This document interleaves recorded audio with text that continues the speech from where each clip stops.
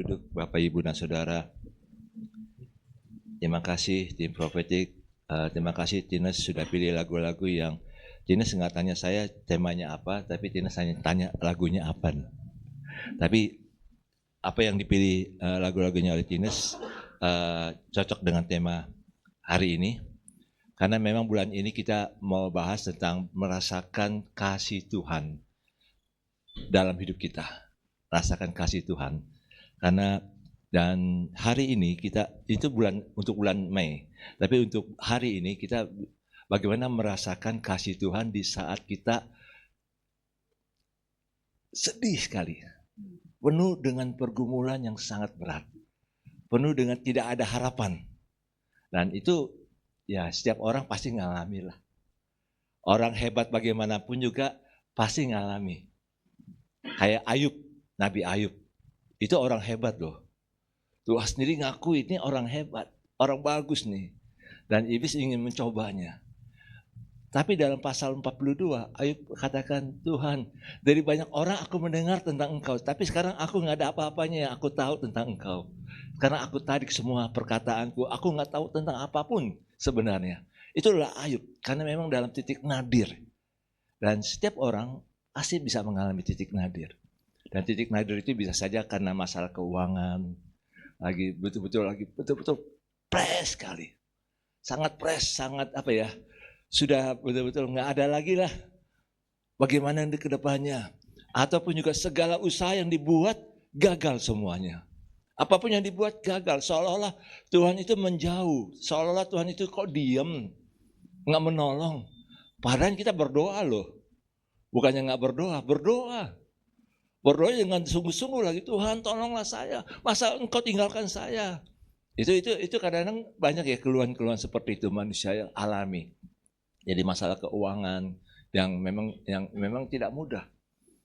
Apalagi saat-saat ini ya, gelombang PHK ini sangat ini lagi rame nih saat ini, yang lagi viral nih yang penyiar Kompas TV yang sepak bola yang olahraga 12 tahun dia ini, dan waktu dia terakhir siaran aja dia sampai menangis mau pamitan, dan itu jadi viral sekali Kompas TV karena memang buat efisiensi.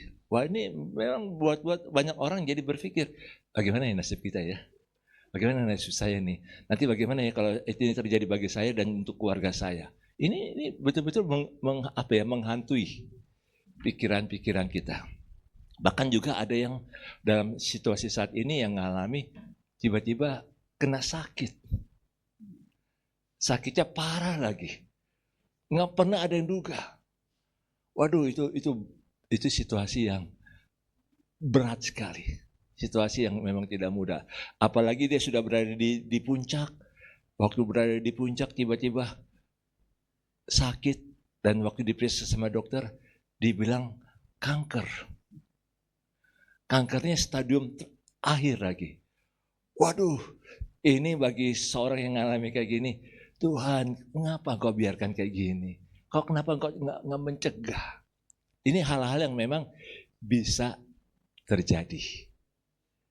Tapi bukan saya berdoa ya, paling kita gini sih. Kalau Tuhan izinkan kita mengalami seperti ini, bagaimana sih kita bisa merasakan kasih Tuhan di saat terendah, di saat dimana kita nggak ada lagi harapan. Dinas pernah nggak ngalami titik terendah?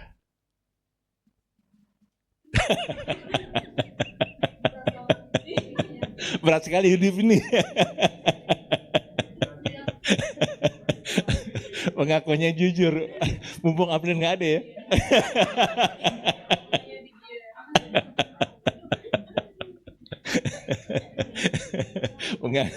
Pengakuannya jujur tiap hari. Nanti direkam loh.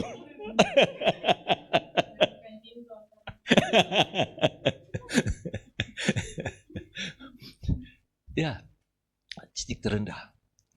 Kalau Ibu Ancen nggak ada ya titik terendah itu Ibu Ancen ya. Banyak. boleh ungkapkan ya, sesuatu aja yang nggak usah terlalu sampai detail gitu lah. Misalnya kayak apa Bu Andin, yang Ibu Andin rasa, aduh ini berat sekali saya nih.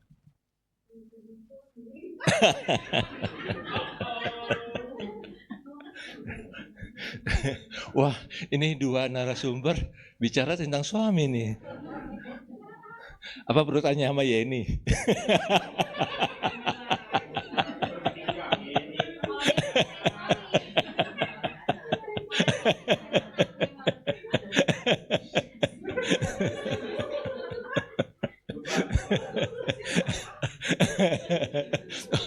Gak apa-apa ya, gak apa-apa, mau ungkapkan.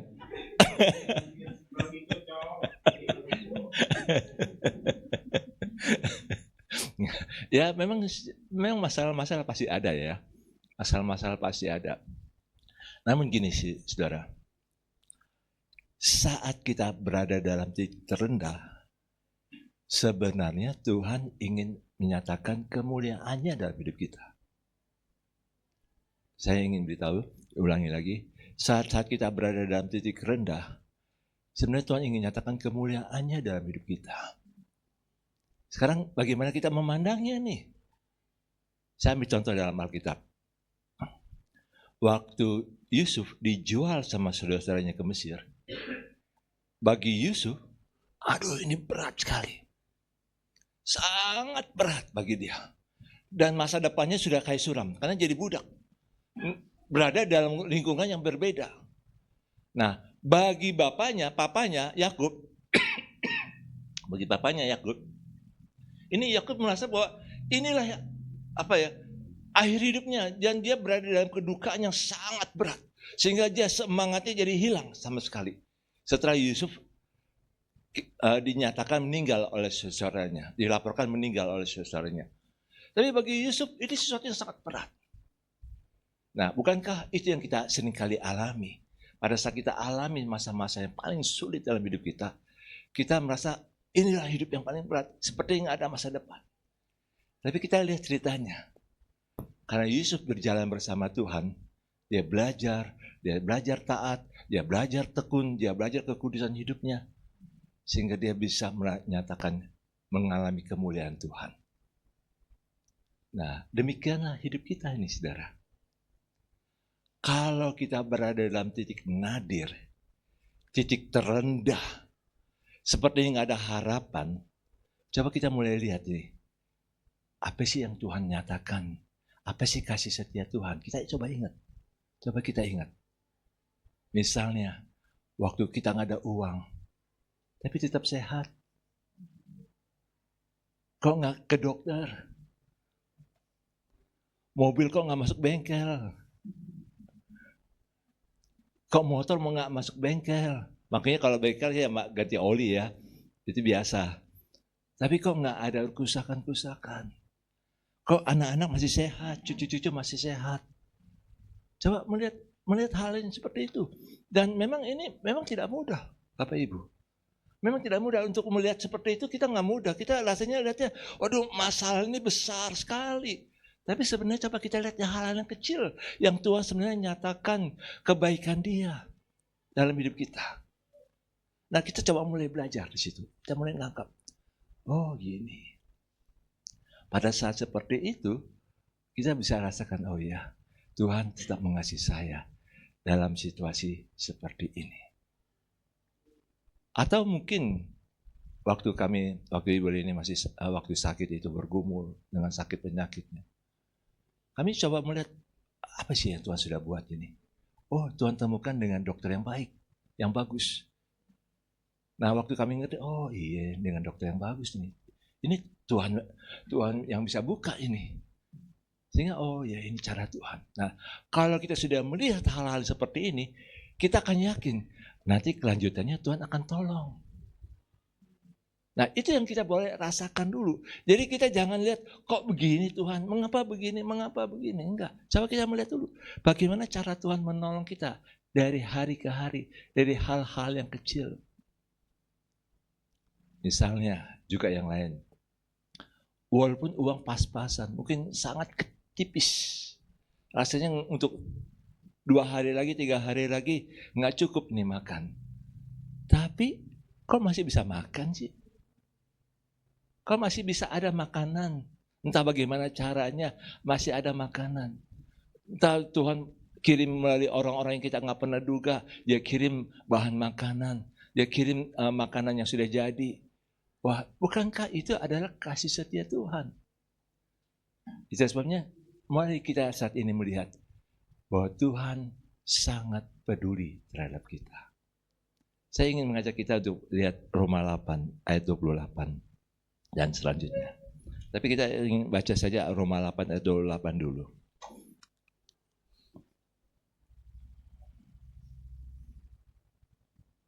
Roma 8 ayat 28. Kita akan baca sama-sama satu ayat ini ya.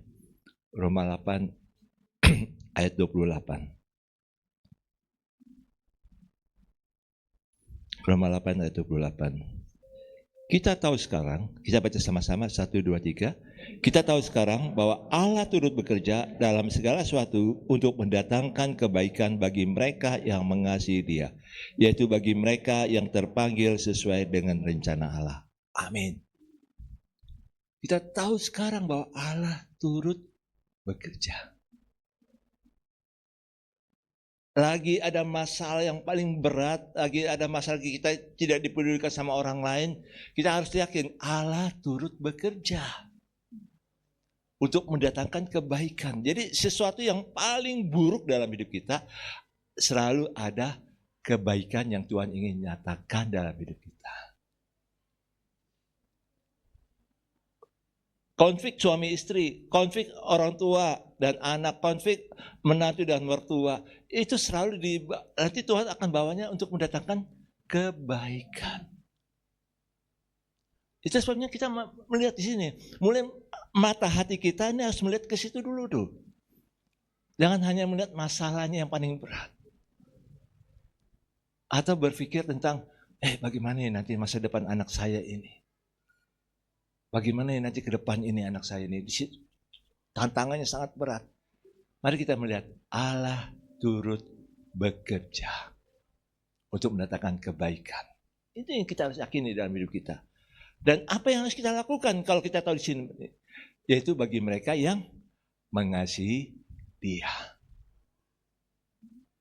Bagi mereka yang mengasihi Dia. Jadi saat situasi yang paling berat kita alami, pastikan hati kita mengasihi Tuhan.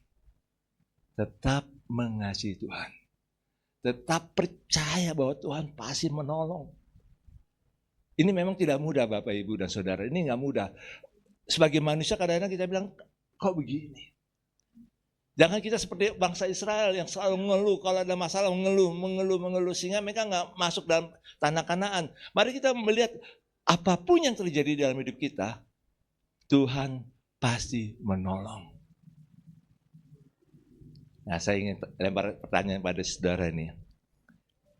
Kira-kira bagaimana saudara bisa mengekspresikan kasih saudara kepada Tuhan? Alvin, coba Alvin. Kamu bisa mengekspresikan kasihmu kepada Tuhan nggak? Pada saat kamu lagi sedih sekali.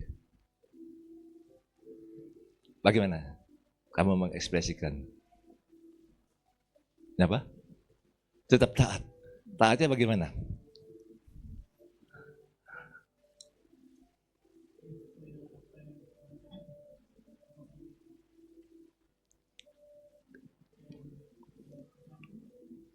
Nah, saya ingin tanya nih, kamu pernah menangis nggak keluar air mata? Sering? Apa yang kamu lakukan pada waktu kamu sedih dan kamu keluar air mata?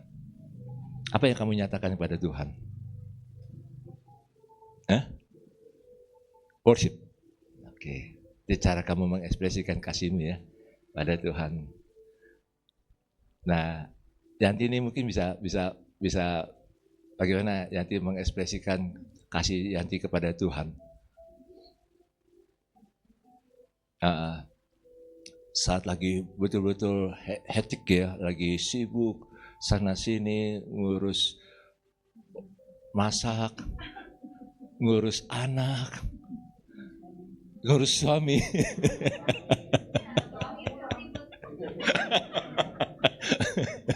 Ini komporin aja.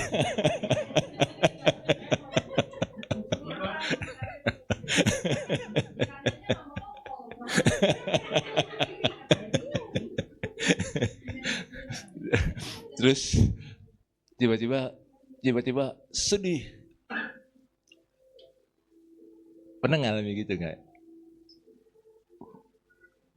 Nah, terus bagaimana Yanti bisa mengekspresikan kasih Yanti kepada Tuhan?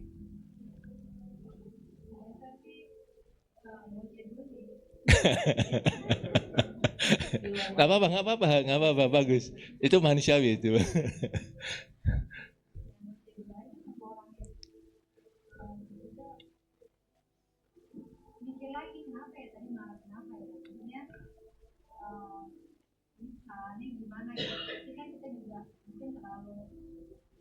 Banyak yang dikerjain atau apa, jadi kita jadi stres sendiri gitu jadinya. Ya.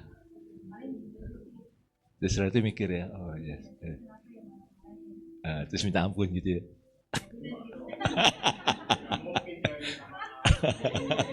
Oh gitu Wan. Iwan ada pengalamannya. Perlu tanya sama Iwan ya. Kenapa? Istri jarang minta maaf ya Wan ya?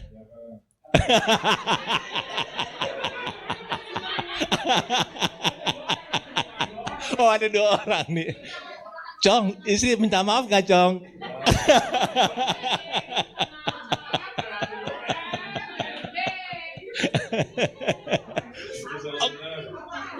Ibu Anti apa? Ibu Anti minta maaf juga?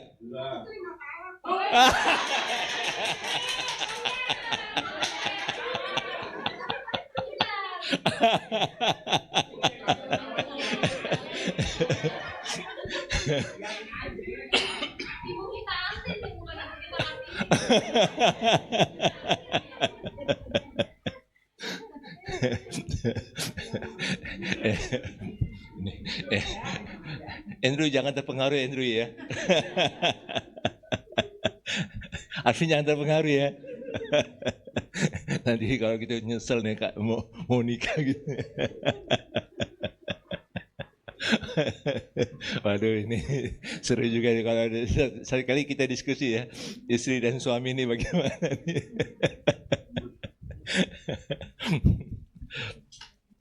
Ya ini nih Wan, bagaimana Wan kalau istri nggak minta maaf nih, udah salah dia nggak minta maaf, bagaimana Iwan bisa mengekspresikan kasih Iwan kepada Tuhan? Kenapa? Seninya menikah. Jadi Iwan berdoa nggak? Berdoanya bagaimana Iwan? Kalau berdoa kan berarti kita ada sesuatu yang didoakan kan. Iya. Tapi pada dasarnya karakter seorang wanita kan mungkin kalau kita berdoa, aduh Tuhan kalau Tuhan saja gagal itu berarti kita bisa menggantikan orang kan, bisa menggantikan Tuhan itu kan.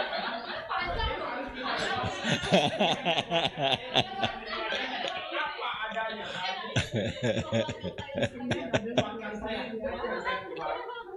Dia lagi curhat, paling yang dengar orang tuanya, mamanya.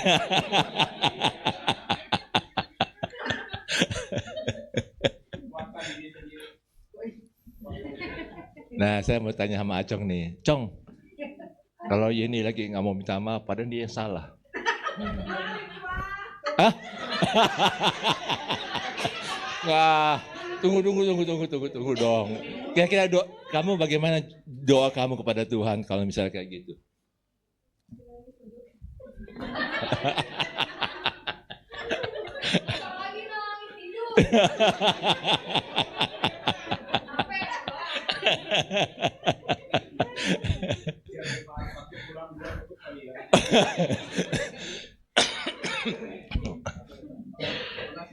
Kenapa? Nggak pernah? Waduh, aman deh ya ini.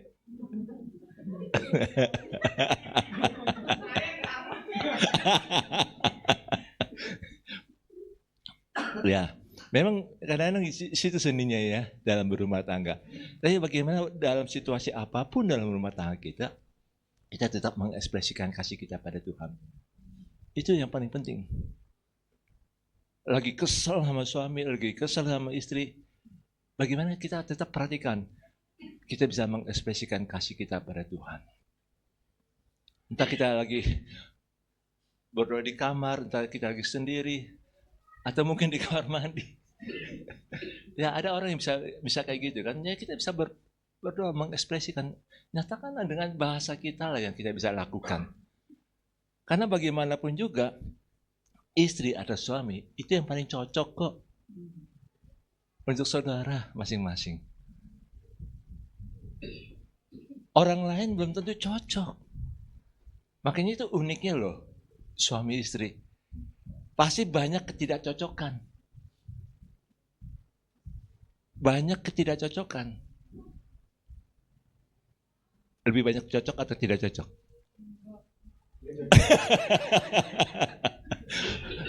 Kenapa jatuh cinta? Terlanjur sayang ya.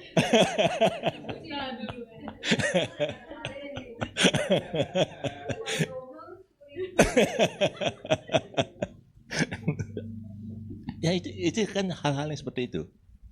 Jadi mari kita ekspresikan, Tuhan terima kasih untuk suamiku, untuk istriku.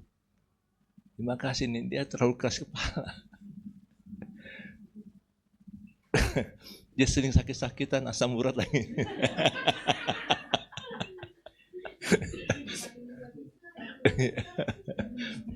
Kayak itu hal-hal yang kita bisa mengucap syukur, melihat hal-hal yang positif. Jadi kita tahu bahwa Allah turut bekerja dalam situasi yang paling berat. Ini akan membuat kita kuat lagi bahwa Allah turut bekerja untuk mendatangkan kebaikan. Kebaikan kita loh, bukan kebaikan Tuhan. Kebaikan saudara. Secara pribadi, ini ada kebaikan. Bukan kebaikan suami, bukan kebaikan istrimu, tapi untuk engkau pribadi, untuk kita secara pribadi. Makanya kalau lagi konflik suami istri, ingat ini, untuk kebaikanku loh, ini terjadi. Coba kita boleh melihat hal-hal seperti itu. Alvin kalau misalnya dosen killer, udah kritis, apanya nilainya pelit lagi. Aduh ini susah sekali. Saya dulu pernah dapat dosen killer. Waduh ini selalu kalau kasih nilai nggak pernah kasih A dia. Saya waduh ini bagaimana? Setelah itu waktu buat skripsi dia pembimbingnya lagi. Waduh ini saya pikir nih, wah ini ya sudah saya coba aja deketin bagaimana baiknya gitu sih. Tapi waktu dideketin baik, dia kasih pengarahan yang bagus sekali. Sehingga saya lumayan juga dapat A gitu loh skripsinya. Nah itu menolong. Artinya selalu mendatangkan kebaikan. Jadi situasi kita saat ini selalu mendatangkan kebaikan. Karena kita ini terpanggil loh. Kita lihat dalam ayat 28 bagian terakhir itu. Dikatakan yang terpanggil bagi mereka yang terpanggil sesuai dengan rencana Allah. Saudara dan saya ini ada terpanggil kok. Ada rencana Tuhan. Kita lahir itu pasti ada dalam rencana Tuhan. Kecuali kalau kita menarik diri Tuhan, saya nggak mau ada rencanamu dalam hidup saya. Itu lain lagi ceritanya.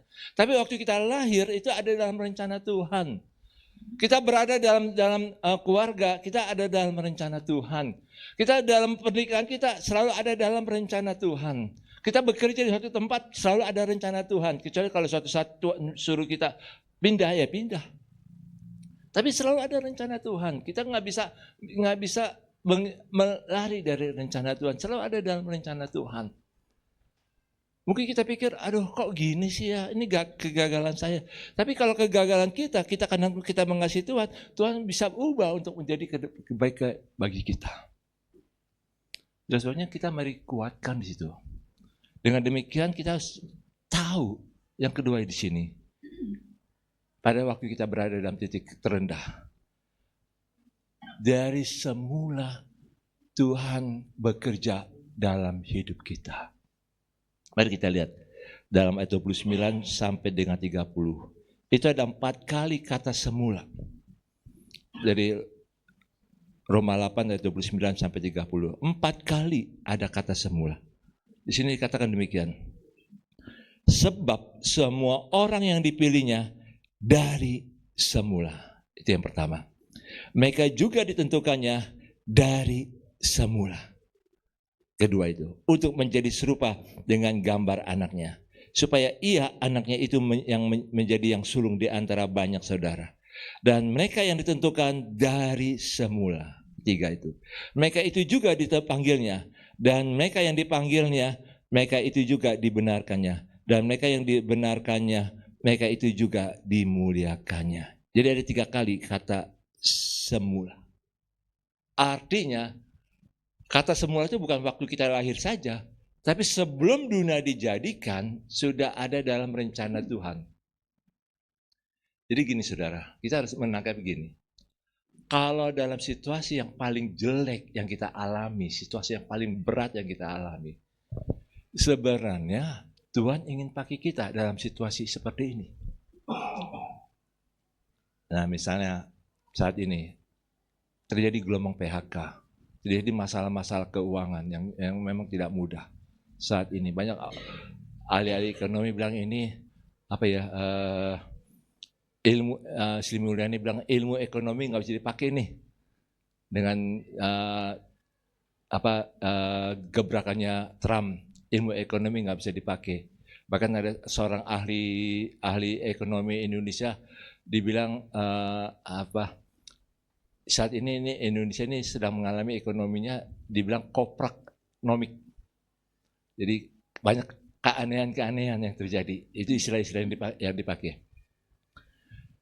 Situasi seperti ini kita harus yakin ada rencana Tuhan ingin pakai saudara. Ada sesuatu yang istimewa yang Tuhan ingin pakai diri saudara dalam situasi yang paling berat sekalipun. Waktu Israel, waktu zaman Imam Eli di Samuel itu, kitab Samuel, itu Israel dalam keadaan terpuruk sekali. Keadaan yang sangat terpuruk secara rohani. Tapi Tuhan bangkitkan siapa? Samuel. Dari anak kecil, dari bayi yang dipelihara oleh Tuhan. Itu betul-betul menjadi tokoh yang besar pada zamannya. Waktu Samuel melihat bahwa Saul nggak bisa ini, Samuel ketemu dengan Daud. Ada hal-hal yang Tuhan ingin pakai saudara. Pada saatnya ada sesuatu yang istimewa dalam diri saudara yang Tuhan sedang rencanakan. Makanya dalam situasi seperti ini kita berdoa, Tuhan, apa sih yang saya harus buat ini? Apa yang saya harus kerjakan saat-saat ini untuk menghadapi situasi berat seperti ini? Waktu 2012 ada teman yang bilang kita harus siapkan ketahanan pangan. Itu 2012. Itu 2012 nggak ada masalah apa-apa soal pangan. Saya mulai berdoa, Tuhan ini apa yang harus saya buat soal ketahanan pangan. Saya bukan dalam dunia pertanian, saya nggak ngerti soal pertanian. Tapi apa sih yang harus dibuat? Doakan. Terus juga masuk dalam pelayanan misi. Dan akhirnya kita bisa lihat, oh ini yang Tuhan mau. Soal ketahanan pangan, kita harus berada di desa, kita harus memperkuat desa. Dan itu menolong saya lihat, oh ini yang saya bisa buat. Apapun isu yang ada, jangan kita berpikir, saya apa sih artinya? Saya nggak bisa buat apa-apa. Saya ini kan orang miskin, saya ini orang kecil. Enggak. Dari semula Tuhan punya rencana dalam hidup kita. Ada sesuatu yang istimewa yang Tuhan ingin buat dalam hidup kita. Sebenarnya kita harus kuatkan hati kita. Ada rencana Tuhan. Apa Tuhan rencanamu? Tolong saya untuk lakukan sesuatu yang saya bisa buat saat ini. Jangan kita berpikir, nanti orang tahu saya, orang kenal saya, orang bisa tahu kejelekan saya. Enggak. Tuhan punya rencana dalam hidup kita. Dan saya melihat ini hal yang sangat penting. Beberapa tahun yang lalu kan kita juga banyak pengajaran bilang kasih perpuluhan atau enggak di gereja. Banyak orang bilang nggak usah lagi kasih perpuluhan. Saya nggak bisa larang, tapi saya berdoa, Tuhan apa yang harus dibuat? Saya harus mengerti bagaimana caranya untuk bisa mengembangkan ekonomi yang ada. berdayakan kemampuan yang ada. Akhirnya kami belajar. Saya dan Ibu ini belajar bagaimana sih bisa memberdayakan ekonomi yang ada ini. Belajar. Jadi apapun yang kita bisa buat, saya lakukan. Kita minta sama Tuhan. Situasi ekonomi dalam keluarga kita paling berat, kita berdoa, Tuhan, berikan saya kemampuan, hikmat, apa yang harus saya buat ini. Tiap hari berdoa, minta pada Tuhan. Jadi tahun lalu kami terus berdoa, tetap pakai doa Yabes. Berkatilah aku berlimpah-limpah, perluas wilayahku, dan biarlah tanganmu yang kuat itu menaungi aku. Saya berdoa itu, Tuhan, ini yang saya buat, Tuhan. Tolong berkati, berlimpah-limpah, berkati sesuatu yang bisa dibuat ini supaya diberkati. Diberkati, supaya diberkati Tuhan. Jadi apapun yang kita buat, yang kita mungkin kita pikir, saya nggak ada apa-apa ini, kecil sekali ini, ya dapatnya berapa sih? Jangan melihat dapatnya berapa, yang sangat kecil. Tapi dari yang kecil, kalau kita berdoa minta Tuhan berkati, maka Tuhan akan berkati. Karena Amsal katakan berkat Tuhan yang menjadikan kita kaya. Jerih payah manusia tidak akan menambahkannya. Jadi kita mulai berdoa, usaha kita yang kecil kita doakan. Terus perluas wilayahku. Jadi artinya dalam arti kata, Tuhan biar saya boleh tahu nih bagaimana bisa punya pengaruh yang lebih luas. Ini produk ini yang bisa dibuatnya bisa dikenal lebih luas. Ada orang yang boleh diberkati melalui produk ini. Apa yang saya bisa buat, jasa apa? Nah itu perluas. Dan tangan Tuhan menaungi kita. Kita boleh berdoa, Tuhan biar sakit penyakit tidak ada pada kami. Biar kecelakaan, mara bahaya tidak akan menimpa kami. Rumah kami pun juga boleh diberkati Tuhan dan tidak ada masalah dalam rumah kami juga. Dan itu boleh kita berdoa supaya ada tangan Tuhan yang menaungi kita. Dan biar kita juga akhirnya punya pengaruh yang lebih besar. Saudara, Tuhan itu luar biasa loh dalam mau menolong kita. Asal kita tahu ada dalam rencana Dia. Kita hidup dalam rencana Dia. Yang ketiga, itu yang terakhir. Kita punya keyakinan iman dalam situasi yang paling berat. Jadi situasi dunia ini boleh berat, tapi kita harus punya keyakinan iman. Kenapa? Karena kita sudah tahu Allah turut bekerja untuk mendatangkan kebaikan. Yang kedua, kita sudah tahu bahwa kita berada dalam rencana Tuhan. Kita hidup dalam rencana Tuhan loh. Dan yang ketiga, baru kita bisa masuk ada keyakinan iman dalam hidup kita. Itu dari ayat 31 sampai dengan selanjutnya. Mari kita lihat ayat 31 dari Roma 8 tadi.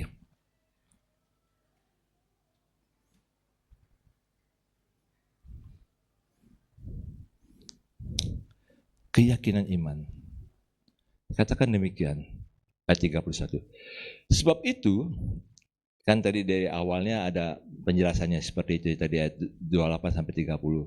Ayat 31, sebab itu, apakah yang akan kita katakan tentang semuanya itu?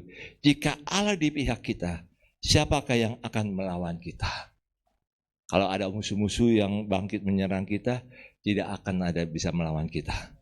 Ayat 32, Ia yang tidak menyayangkan anaknya sendiri, tapi yang menyerahkannya bagi kita semua. Bagaimanakah mungkin Ia tidak mengaruniakan segala sesuatu kepada kita bersama-sama dengan Dia? Siapakah yang akan menggugat orang-orang pilihan Allah?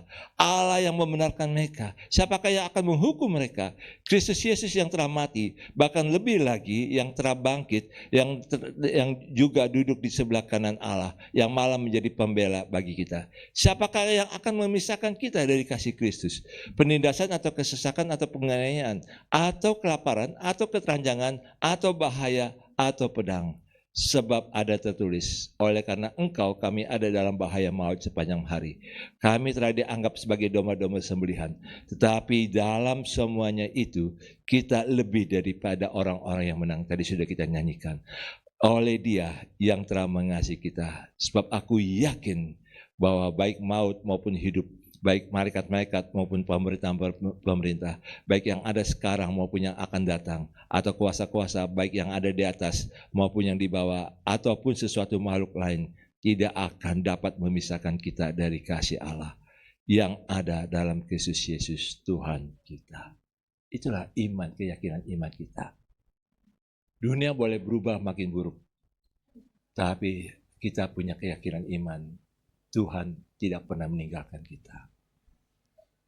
Mari apapun yang terjadi dalam hidup kita, sekalipun kita dalam titik terendah, Tuhan, kita mau menyatakan kasih Tuhan, kita mau ingin mengalami kasih Tuhan dalam hidup kita. Amin.